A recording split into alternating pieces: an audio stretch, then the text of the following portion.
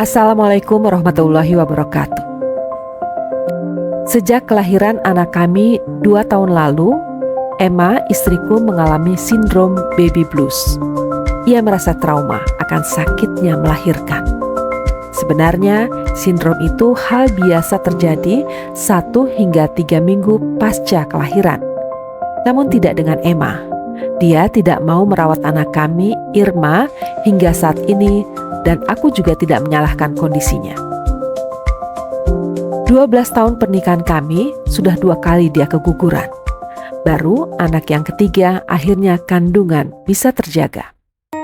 "Lepaskan aku ini bukan ibu kalian." Emma selalu berteriak di tengah malam.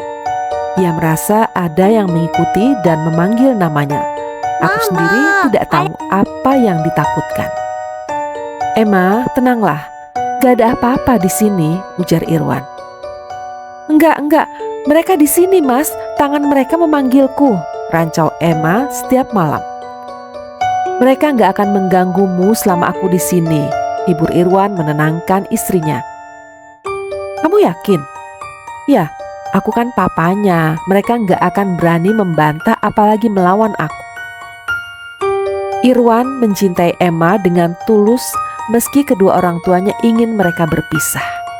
Orang tua Irwan tidak ingin punya menantu yang gila menurut mereka. Sedang kedua orang tua Emma menginginkan Emma dirawat saja di rumah sakit. "Tidak, aku tidak akan pernah membiarkan siapapun merebut Emma dariku. Emma adalah belahan jiwa. Aku mengenalnya sejak usia balita karena kami bertetangga. Aku akan memegang janji yang kami buat sejak kecil." Irwan. Tengah malam Irwan terbangun, mendengar suara perempuan memanggil. Sempat terlintas itu suara istrinya yang memanggil. Tapi sejak menikah, Emma gak pernah sekalipun memanggil nama. Dia menghormatiku dengan memanggil Mas. "Irwan, kemarilah." Dan Irwan pun bangkit mengikuti arah suara itu hingga ke ruang tamu. Di sofa terlihat seorang wanita berambut pirang duduk dengan kepala tertunduk. "Siapa kamu?" bentak Irwan dengan berani. "Cepat tinggalkan Emma, dia bukan istrimu lagi," wanita itu menjawab. "Loh, emang kamu siapa? Kenapa mengatakan itu?" Irwan berjalan menghampiri. "Kamu gak perlu tahu siapa aku, Wan. Aku hanya ingin memberitahu kamu saja." "Pak, bangun Pak!" Suara neneng ART rumah terdengar. Irwan mengerjapkan matanya karena silau matahari mengenai wajahnya. "Bapak kok tidur di sini?" Suaranya bingung melihat Irwan tidur di lantai teras depan rumah. "Loh, kok saya di sini, Neng?" Irwan bertanya balik. "Saya nggak tahu Pak, tadi malam saya sempat lihat Bapak jalan ke ruang tamu. Saya pikir Bapak mau merokok." "Kamu lihat perempuan duduk di sofa nggak tadi malam?" "Loh, saya hanya melihat Bapak yang duduk." Saat Irwan masih berpikir, neneng ART pamit. "Maaf, saya mau nyiapin makanan Irma untuk sarapan dulu ya Pak." "Emma, kok tak ingin melihat Irma? Anak kita." Irwan menggendong Irma mendekati istrinya. "Lah, dia siapa?" tanya Emma pelan menatap mata Irma yang bening. "Ini anakmu Emma, anak yang kamu lahirkan." "Dia bukan anak kita Wan, anak kita sudah meninggal," ujar Emma sedih. "Irma masih hidup sayang, kamu gak ingin menggendongnya." Emma menampik saat Irwan mau memberikan Irma.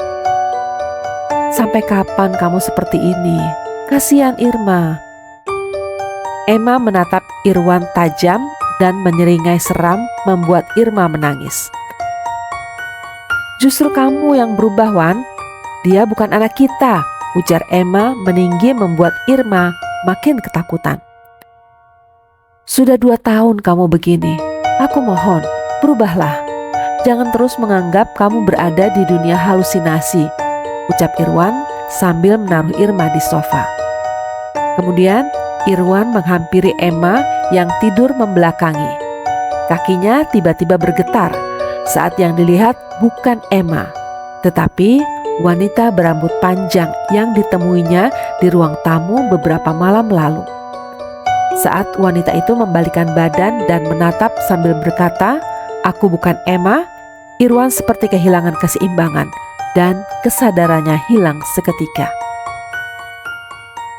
"Ah, pergi kalian semua!" teriak seorang lelaki di suatu ruangan. Semua yang ada di ruangan tamu menghampiri sumber suara itu. "Ada apa lagi, Nak?"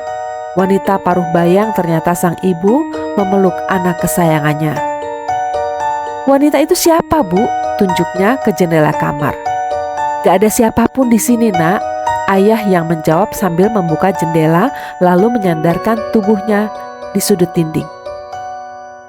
"Sampai kapan anak kita seperti ini? Sejak kejadian 8 tahun lalu membuat Irwan berubah," tangis sang ibu.